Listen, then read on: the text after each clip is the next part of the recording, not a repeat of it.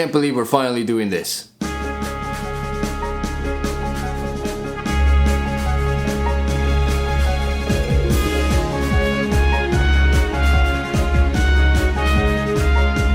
Kingdom Hearts is a franchise I'm sure everyone nowadays knows for several but very impactful reasons. One of them is for the Disney and Final Fantasy crossover that this game is primarily known for, where we see both our favorite Disney and Final Fantasy characters working together to fight for a common good and preserving the light in the times of darkness. That sure was a sentence. Other, more casual gamers know him as the final addition to the Smash Ultimate Season 2 Fighter Pass, where it was a joyous occasion for longtime fans to bear witness to what was the most surprising but amazing ending to a Smash DLC. And all this was thanks to one simple elevator pitch too. If you think I'm joking here, this is exactly what happened. Both Disney and Squaresoft at the time shared offices, and the main marketing director for Final Fantasy, Shinji Hashimoto, and Hironobu Sakaguchi, the ringleader behind the franchise itself, wondered about the possibility of a 3D platformer. Seeing the likes of 3D platformers that were already huge, mainly your Mario 64s and Sunshines, they wanted to create something similar to the whimsical nature of those titles, and the result led them straight to Disney's castle doorsteps, creating the concept we know today as Kingdom Hearts. To think this was because of two people who basically just wanted to go home and end the day, but still wanted to talk some ideas is pretty fascinating to me. Like, imagine one day you just decided to start this crazy franchise simply because you were just walking your dog. Guys, I have an idea. Overhearing these conversations, Tetsuya Nomura also pitched in by requesting to be its main director. Before that, he was mainly the lead concept designer for Final Fantasy, giving us some cool ass art that would eventually be our Final Fantasy 7s, our 8s, and even Parasite Eve if we jump genres for a bit, but directing a series as ambitious as this was clearly his first, resulting in something that we can all argue till the break of dawn about what it's really trying to do, but hey, we're not there yet. No. We are not. Putting aside that history lesson, a lot of you guys are probably watching this video and wondering, well, how much does this franchise means to me? Especially since I haven't really talked about it in recent years and all of the content of this channel hasn't really been particularly Kingdom Hearts, but for me, this was sort of a starting point in my life in terms of the impact of how much I love gaming today. To see Disney characters I grew up with watching at the time and Final Fantasy characters I know and hold dear to my heart, it was quite intriguing, you could say, to see these two crossovers and mesh so wonderfully at the same time. Aerith meeting Donald and Goofy? Cloud showing up with Hades from Hercules? Frickin' Sephiroth showing up? Now that's insanity, but that insanity worked and convinced me to try out the franchise, fully diving into it in the summer of 2017. God, I can't believe that was almost 8 years ago, or 8 years ago to be exact. I don't know when this video is going to be uploaded, but the point is, we're getting old. That same summer was when I had to transfer high schools, and as I finished Persona 5 around that time, another game that obviously impacted my life, which I'm sure we'll talk about in the inevitable future, this was where I found Kingdom Hearts, realizing that what I missed out on for so damn long, what was, as the younger generations like to say, absolute cinema. Playing through the first game back then was such an experience, so much so that once those credits roll, I was eagerly waiting to play the next game and so on. I was just completely hooked on this franchise when I started it out, and looking back on those summer memories now, you know, it was definitely something to be had for sure, because again, this franchise means a lot to me. I remember waking up early to get a head start on where I left off with the first Kingdom Hearts, or collecting all the extras you can get in Kingdom Hearts 2, to spending a legit Saturday night with my uncle and sisters watching the 358 by 2 days cutscenes as if it was a movie night, and all the times I struggled fighting Cloud in the first game or even Sephiroth in the second until I finally got that sweet victory. These were all the moments in my gaming life that made a lasting impression on me back when I was 16 years old.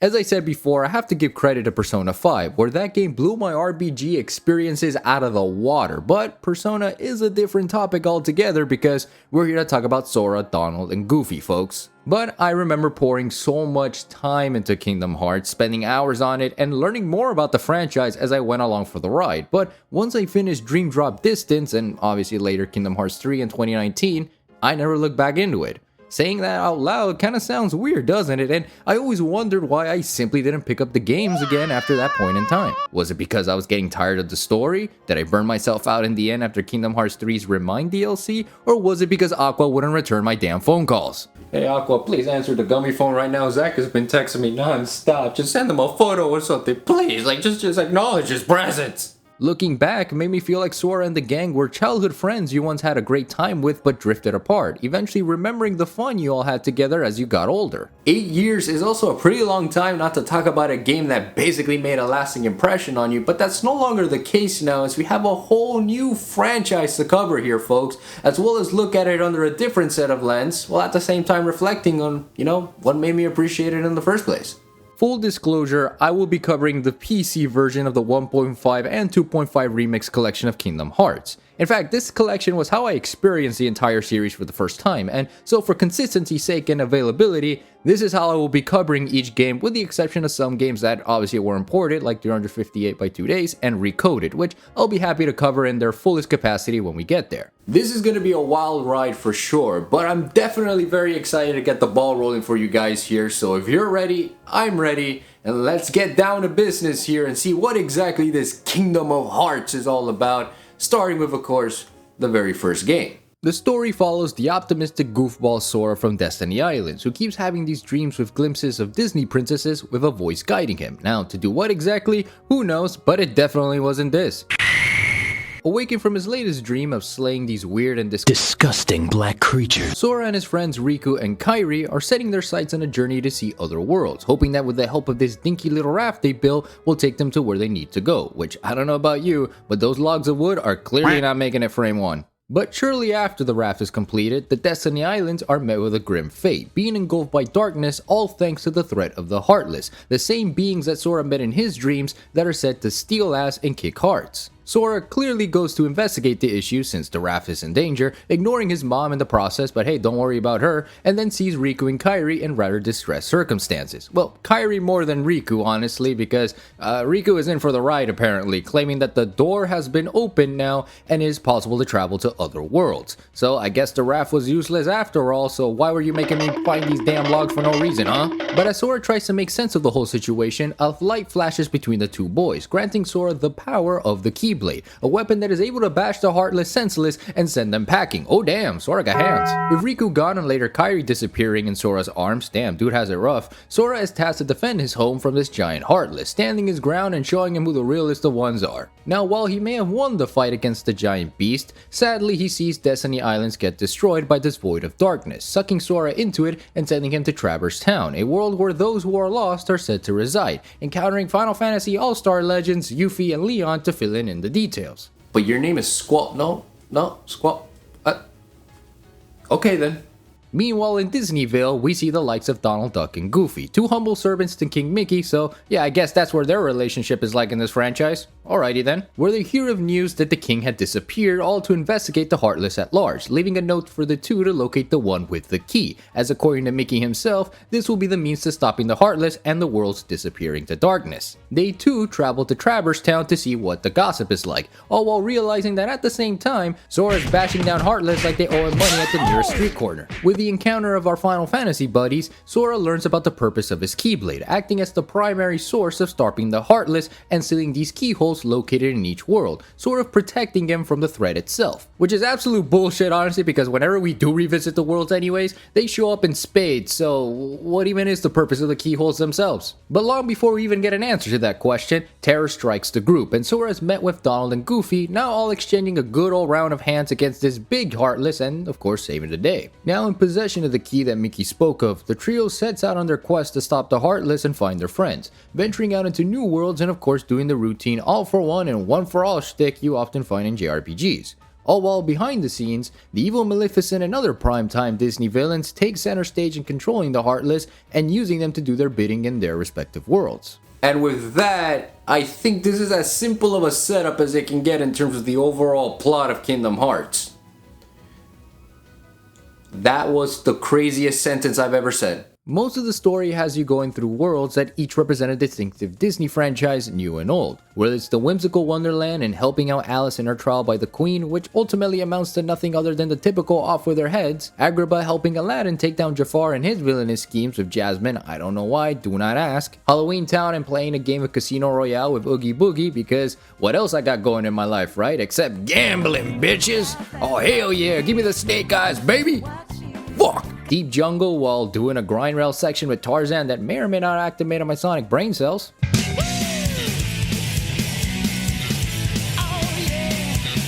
and being swallowed by the gigantic whale Monstro in the deep confounds of interdimensional space. I don't know how that's a thing, let's be real, but this is what Sora, Donald, and Goofy are doing throughout most of the adventure. There is an overarching story being driven within each world, mainly stopping the Heartless, finding clues about Riku, Kairi, and Mickey, and sealing the keyhole. But each Disney world is rather self-contained, as they really are somewhat of a retelling of certain events from their respective movies, sort of separating themselves within the larger picture of Heartless Bad, See Keyhole, and Stop Darkness. And for those that grew up with said Disney films, me included, you have a basic idea of what you're getting into in terms of story, except the difference is you got Sora, Donald, and Goofy now looking to help out with the problem. This can make each Disney world a bit shallow in hindsight, and while it's appreciative to see characters like Hercules, Ariel, and Tarzan all interacting with the trio in their visits, it doesn't go beyond the sort of a cameo role that plays as a supporting plot device to develop Sora's relationship with his new buddies. Coming back to this 8 years later now and knowing what I know about the franchise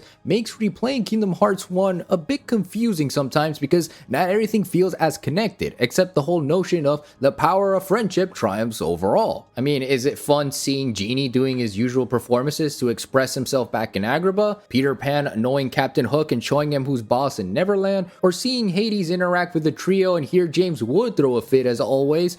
Of course it is, but the lack of a presence from other characters paired with these short retellings honestly makes each world feel kinda empty. Don't get me wrong, I love the idea of seeing our favorite Disney characters interact with Sora and show him around, but I wish there was more effort in the stories of each world. That way, the crossover appeal can be more meaningful, especially for the Disney fans, as I think it would have benefited them regarding the plot. It would have been cool to see what the Disney characters have to say about the bigger picture, and maybe throw some input as to why the Heartless are causing trouble before pointing the finger at the obvious Disney villain and so on. I mean, they're the big focus of the entire game, right? Seeing original and Final Fantasy characters teaming up with the Disney Renaissance era to save the day, and as someone who grew up watching these films, I don't think it's selfish of me to say that I wanted more out of it. Even as I say this though, I still enjoy the Disney worlds at the end of the day, but I think that's largely due to the fact that the Disney nostalgia is hitting me like a damn truck. As I said, the main story centers around Sora, Donald, and Goofy searching for their buddies. Of course, they do their routine of sealing the keyholes of each world, but unlike other games where it's more mandatory, here it's kinda accidental since it's, again, not their primary focus. They're busy trying to find their friends, and whenever they do that, the Heartless are running amok and have to deal with them for the time being. As for Kairi and Riku, well, they don't take long to be brought back into the fold, as later on, we see Riku alive and well, except he's being manipulated by Maleficent into thinking that Sora moved on with him and found better friends. Though, I don't think better is a good description honestly, because Donald, well, he's a whore with his magic, and Goofy, well, I like Goofy, so me and him are pretty tight. I also don't forgive Donald at all for being the first one to go with Riku when he got Sora's Keyblade that one time back in Hollow Bastion, like to skip all the way ahead to the plot synopsis here. Like, that was straight up betrayal, Donald, like what the hell, man? And you know, Sora's a better man than me, because if I was in that position, I would have sent his ass straight to the rotisserie.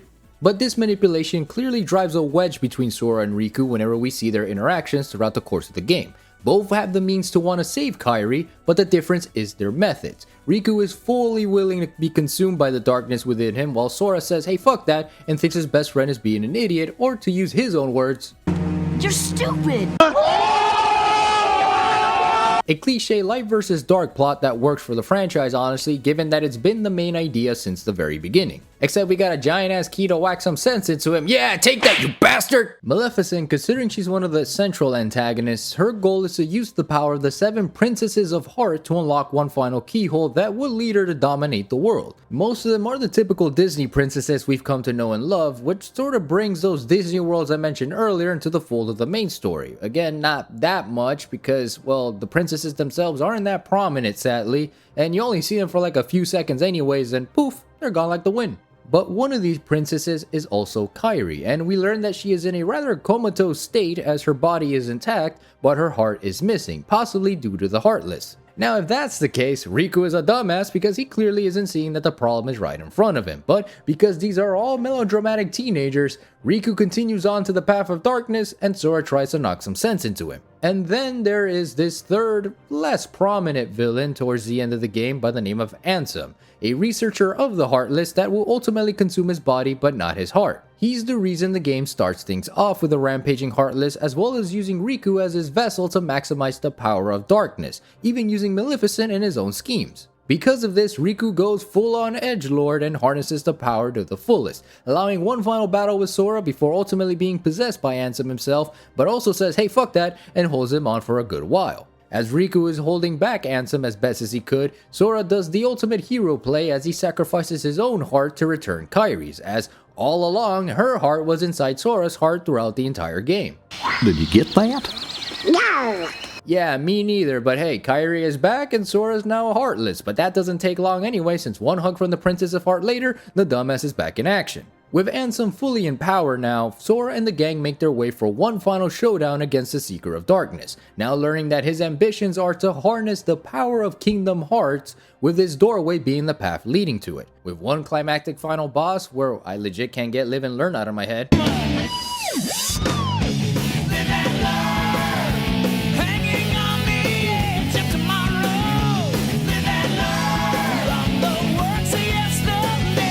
Hey, wait a minute. I already did that bit twice. The trio then defeat Ansem once and for all, using the power of light that the doorway had inside all along to put him out of commission and bring back the worlds once lost. But the job is not over yet, as Riku and King Mickey return to close the door of light since it can't stay open for much longer, resulting in the gang once again separating. Not all is lost, as Sora, while being forced into this predicament, tells Kairi before they head their separate ways that he will come back for her, resulting in the gang walking this random road and hoping for the best. Holy shit, is that Pluto? Wait, Pluto, get back here! A big synopsis, I'm sure, but it's to be expected when we're covering RPGs. But man, after replaying Kingdom Hearts 1 though, I'm happy to say that the charm is still there. A plot that works well enough not to be a huge what the fuck fest, Kingdom Hearts as a self-contained game removed from the rest of the franchise is solid. The premise works, seeing Disney and Final Fantasy characters interact with each other and giving off this sense of wonder much like the films themselves. It plays itself just as what you would expect it would be by the end. Sora as a character was a treat to experience because for as much as I critique the lack of storytelling from the Disney worlds, Sora was the one who managed to tie things all together. He was always involved in some capacity with Donald and Goofy, and I always admired how much he put up a smile and went along for the ride, all to save his friends. You know, even when he lost his friends, his home, his own Keyblade, you know what his response was to all that? That it didn't matter as long as his friends are his powers. Quite literally, those are his words. Become part of their heart just as they become a part of mine. And if they think of me now and then, if they don't forget me, then our hearts will be one. I don't need a weapon. My friends are my power. And as though as cliche as that sounds, it works to the benefit of his character and the core concept of Kingdom Hearts, and that speaks to my soul. Like I said, I played this when I was transferring high school, so in a way, Sora was reminding me of the power of friendship and that you can always make new ones as long as you have the heart to maintain your old ones. Pair that with the idea of Sora going from world to world, finding his buddies and making new ones with the help of Donald and Goofy, and it's a message to be shared as long as you go along with the overall plot. The Disney villains, I think also, should have been more prominent outside of their Disney worlds. I don't mind their involvement in their own worlds, but beside a few cutscenes where they're all standing together like it's a PTA meeting, they don't do much to service the plot in my eyes, similar to the Disney worlds that they're all respectively in. Maleficent is really the only one who does this, acting as the head honcho of the group and doing her usual villainry, but even with her, it's not as exciting or ominous because she's not directly involved with Sora and the gang until the near end of the game. It's very shallow and something that, while it doesn't outright bother me, it's still something that I wish should have had a little bit more significance. I do have an issue with Ansem showing up later in the story though and taking a commanding presence out of nowhere by the third act, and while being foreshadowed in the beginning of the game, there is no real mention of him outside of a few interactions with Squall and the gang and later these Ansem reports you find throughout the adventure. With how we know the franchise to be at this point, this is probably nothing to even worry about, but in the scope of this game trying to be something that would end up being what it is today, this should have been a little bit more fleshed out. In fact, there are a lot of plot details that needed to be fleshed out in general, and I guess that was the intention in Nomura's eyes since he was playing along with the expectation of this having a sequel and then some. I mean, if you base it off from the secret ending that you can get off of this game. But I wish they played it safe and kept things conclusive while also leaving some gaps for an eventual sequel to fill in. And to go back to the Disney worlds, again, I wish they had more relevance to the plot because they're just mere circumstances and not a means to the end goal of beating Ansem. It's both mentioned and brushed to the side that each world shouldn't meddle with the affairs of others, but with how much the Heartless are prevalent in our quest is to find our friends, well, we have to meddle, and meddle we shall. Another thing I wish had more relevance to was the Final Fantasy characters. Besides early and late game, they don't do much other than also being glorified cameos that explain Sora about the Heartless and what to do moving forward. Are they cool? Hell yeah they are, but the scenarios they are placed in don't do much in embracing the Final Fantasy and Disney crossover this game is supposed to be. I would have loved to have seen more moments with these characters in each Disney world, again showing us that meddling plot device and how we're forced to intervene, but it doesn't go beyond that and it bothers me a little looking back. The only time I even remember they did this was with Cloud in Olympus Coliseum, where he was hired by Hades to deal with Hercules, but that was quickly resolved and Cloud doesn't show up again for like the rest of the story. The other Final Fantasy characters only show up in Traverse Town and then in Hollow Bastion, which is the second to last world you visit before even beating the game, losing out on so much potential dialogue and interactions that I gotta wonder, what were they even trying to cook here, guys? Again, I'm looking back in hindsight because when I first played this was never my initial thoughts, since what I remembered enjoying about this game was more the whimsical nature of seeing Disney and Final Fantasy together, and obviously the gameplay. Coming back to this now with some expertise in RPGs, man does it feel great to come back into the action-oriented combat of Kingdom Hearts. And it's not my first experience with this style of combat, by the way, since it was actually Final Fantasy 15 that had my time with this style of RPGs. In fact, I look fondly at those memories with Noctis and the gang, and Kingdom Hearts retroactively brought me back to those feelings as I was beating the ever-living shit out of Heartless thanks to the action RPG elements. Especially with the combo games you can pull by endgame, holy crap. Because of the nature of combat, you level up and obtain a multitude of abilities for Sora and the gang to use, resulting in a combat system that is similar to perhaps a Devil May Cry except it's Disney coded. Sora as a protagonist felt like a freaking juggernaut whenever he obtained new abilities, having a counterattack for added measure, more blows to deal with, and finishers that leave such a critical blow to the enemy's health. I mean, jumping on Captain Hook never felt so amusing.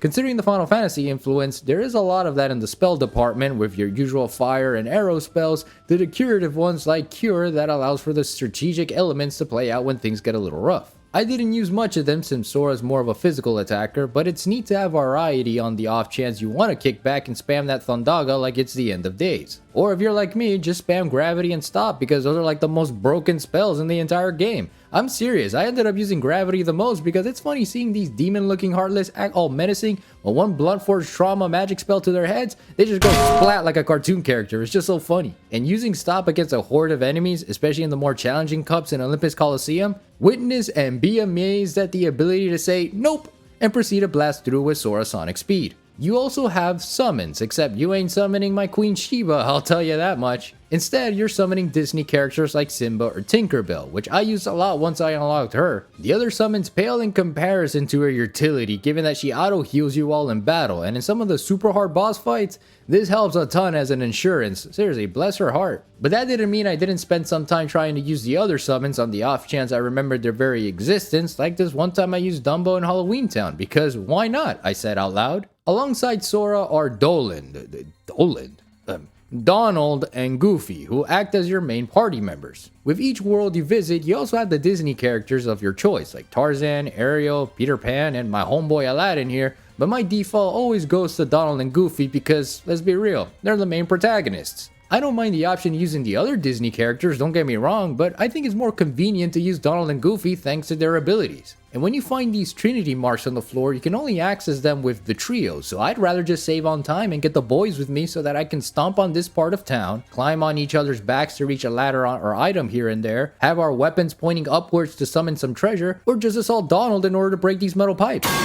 Donald is the mage of the group, working as both the offensive and defensive magic user who does not care if an enemy, big or small, that duck is throwing the heaviest spell for no damn reason other than just cuz. To the smallest of fries, wanna know what Donald's response is to them? Summon a fucking nuke. And as a defensive magic user, Donald sure pisses me the hell off because he's so goddamn inconsistent. The dude will not hesitate to spam all sorts of magic, but when I need that cure spell or even arrow, nah, he won't commit, the cheap ass. It gets to the point where it can be irritating, where he forgets he's even a magic user and at times will bash enemies with his staff like he's built for that life, and I swear this stupid ass duck just doesn't get it. Okay, Donald, that's awesome. You use your thunder magic. Can you heal me, please? Hey, I need arrow for defense. Can you oh, you used it on yourself. Yeah, of course you did. All right, Donald, heal me, please. Heal me, man. Heal me. What are you doing, you son of a bitch? Man, this is gonna be a marathon. You can manually switch his settings to make it so that in certain situations, he doesn't waste items like a dumbass and have you spend money on them back in Traverse Town. I did that and it helped me out a little bit since while as happy as he is to go bullshit blazing with his MP meter, it's still Sora that has to put in the effort. Goofy on the other hand uses a shield and relies more on physical attacks, acting as the tank of the group. Dude can deal massive damage with that shield alone and I find it to be pretty good on the offensive side because of it. He can withstand hits longer than Donald and Sora due to that larger HP he got going over there, and because of that, I use him more for support. I always give him the heavy items like mega potions, mega ethers, and elixirs because of that, and it makes going through those endgame challenges a breeze. Like, Goofy really is my dog.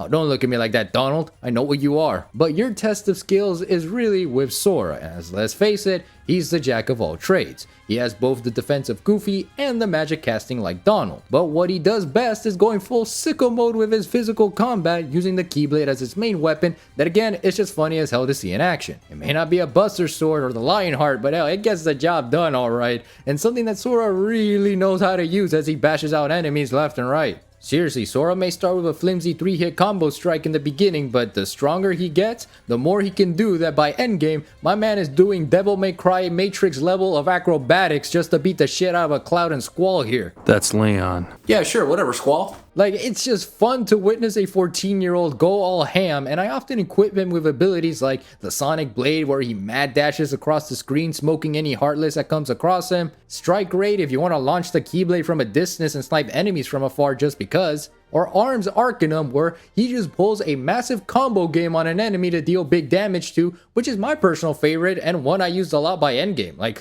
man, look at Sora go! And the Keyblade themselves, I know we make fun at the thought that a giant ass key is our weapon of choice, but let's face it, they're pretty cool in their designs, especially the late game ones. The Lionheart Keyblade was always my favorite looking back, not so much for the design itself since it can be pretty dull in comparison to your Oathkeeper and Oblivion Keyblade, but I do like the line-shaped key you get from Squall. Mainly because when I first played Kingdom Hearts, I always thought of seeing him and Sora having a brotherly dynamic since it kinda works when you think about it. I mean, in the manga, they straight up act like brothers from time to time, and looking back on this game, I kinda wish they did more of that here too. But as we get this Keyblade from beating him in the Colosseum, it's like his way of looking out for his adopted little brother, and as a big brother myself, it kind of feels a little sentimental. I know there's also the Ultima Keyblade that you can also craft here, but I think I'll talk more about that one in Kingdom Hearts 2 because I find it easier to obtain it there, but it does look cool as fuck regardless. Square Enix, when it comes to Final Fantasy weapon designs, they never cease to amaze me, and this Keyblade is honestly proof of that. Controls in this game, well, for a PS2 title mind you, they're honestly pretty solid.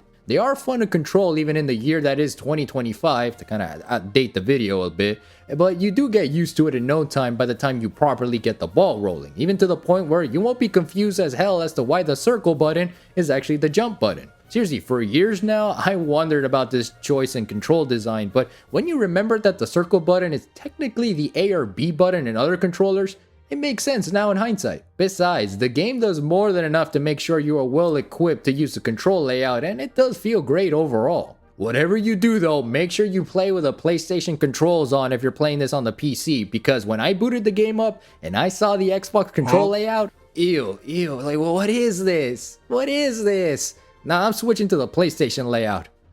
Huh. Much better. Presentation wise, this game absolutely looks great after 23 years. To be fair, I am playing the 1.5 plus 2.5 Final Mix collection that was released on the PS3 and later PS4 and now recently on PC, so the added performance boost to 60 frames per second and full on HD remastered does make the game more visually appealing. And it's how I remember playing these games since, again, I was a newcomer to the franchise starting in 2017, and it's all thanks to this collection right here. The environments look fantastic, the character models are top notch, and the whole scope of the game from a general point of view is perfect. Both Final Fantasy and Disney characters truly blend well for their grand debut crossing over, truly animating the quality of what makes the Disney characters so unique, and the Final Fantasy ones just as great as they are in their respective titles. The cutscenes did look like they were on the cheap side sometimes, as while you have these gorgeous and expressive cutscenes, you also get these lip flap movements that make the game feel like it lost the budget at some point. It comes off weird because it happens almost consistently, and in some cutscenes where you have those expressions and fluidity, you later have Sora go still not bad for what they've done, but it is something that kind of just throws you off, you know? The only major downside I really have with Kingdom Hearts is the world structure, since I believe the game wasn't initially going to be an RPG. Going back to what I said earlier, where the devs were inspired by Mario 64, I think Squaresoft had the idea of making Kingdom Hearts a platformer before they realized later on in development that an RPG made more sense. You can see it in the game design alone, where everything feels boxed and has more gimmicks in platforming, along with getting the usual collectibles and bashing enemies. Scattered in each world are even the 101 Dalmatians you can find too. God damn, the poor puppies. Happy to see them back with their parents every chance I can find them, and you know what, they give me really good items. With the Disney worlds, you can even see that platformer mentality kicking in a high gear. You get the beach stage with Destiny Islands as our tutorial stage, Deep Jungle acts as our forest stage with the grind railing and vine swinging, Agrabah is the standard desert stage with the main bazaar and Cave of Wonders, and Atlantica being the dreaded ass water stage with the ridiculous water controls. It all screams 3D platformer to me. Now, does it succeed in that department? No, because again, you are dealing with a huge barrage of enemies. Your main priority are really the RPG components, and due to this, I think Kingdom Hearts can be slightly dated. The combat doesn't help much because the camera can make things a bit claustrophobic because you're suddenly in this huge crowd of enemies within this box-like area and you don't even know if you're winning, son. I mean, I think I am? I don't even know. To travel to each world too, you have the gummy ships that acts as a shoot 'em up minigame. It's not as fun as the ones we'll cover in Kingdom Hearts 2 or 3, but it gets the job done and I think brings a nice in-between when you're going to each world, so it's quite nice in the end. I even love the customization features where you can use all the gummy blocks you collect in those segments or buy from Sit-Back in Traverse Town to make the gummy ship of your dreams, you know? And it's funny I'm giving praise to this now because when I first played this, I didn't even give it the time of day, but now it's fun spending a good hour or so crafting your own gummy ship, which is exactly what I did, and I even named it after the greatest Dragon Ball character of all time. The music in this game, God, it's so gorgeous. While I am listening to the remastered tracks thanks to the final mix, Yoko Shinomura truly crafted a fine-ass soundtrack here. Those piano and violin keys never felt so dramatically epic as I see this 14-year-old with a talking duck and dog kick ass and save hearts. I've known her thanks to Final Fantasy 15 since that's where I was exposed to her genius, but Kingdom Hearts makes no mistake to giving me the same feeling from when I first played it. Seriously, overworld or in battle, the composition is stellar and highlights the Disney and original worlds very well. Not a single track was a miss for me personally, and I like the dynamic between the overworld and battle tracks as they make sure you don't get bored listening to the same few notes over and over again.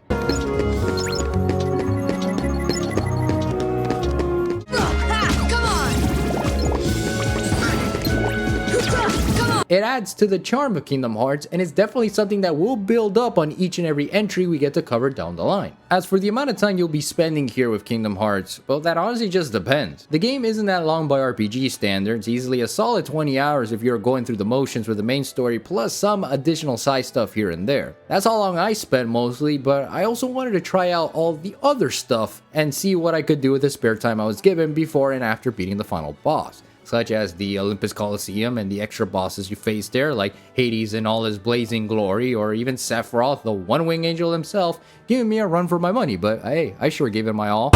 Some extra Heartless thanks to the final mix to get some more items for the Synthesis Shop to Phantom and Neverland.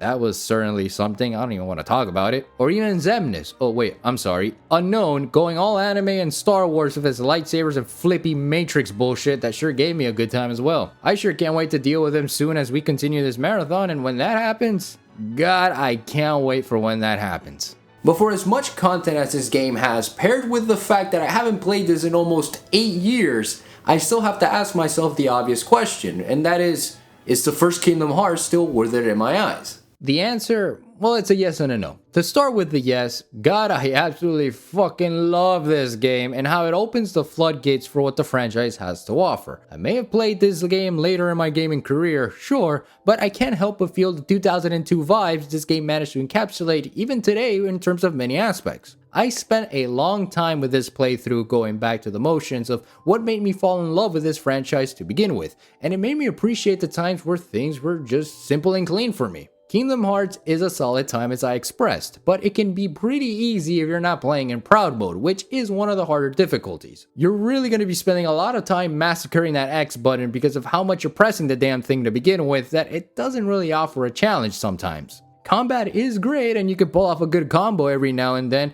but it can be pretty mindless and doesn't offer the strategic components that most RPGs come with unless you're going for the secret boss fights that do require some of that brain power. This also holds true with the dated gameplay structure the game has that later games just completely do away with, as it just doesn't feel like a great time wondering where the hell the camera is gonna go in terms of combat. What's worse is that you also have to play it in order to understand the continuity of the franchise, otherwise you're in for a frickin' treat in order to understand what is even going on half of the time. So if you are planning to play this, remember that as you're going along for the ride. But as we wrap things up here with Kingdom Hearts 1, we're going to continue on with the marathon, as the next time we cover the Kingdom Hearts franchise is going to be with Chain of Memories, or to be more precise, it's going to be Re-Chain of Memories, which is the PS2 remake that is, I should say, a part of the 1.5 plus 2.5 remix collection that you can get nowadays. And I have a lot of personal history with that game, believe me, as do plenty of others out there, but it's going to be an exciting time anyways, because it's Kingdom Hearts, and you know, what more can I say about that? But as always, thank you guys so much for watching. Keep being safe, keep spreading love and kindness in the world. Love you all to 120. As always, stay safe and sexy out there. Do good into the world. Have fun. Peace out and take care.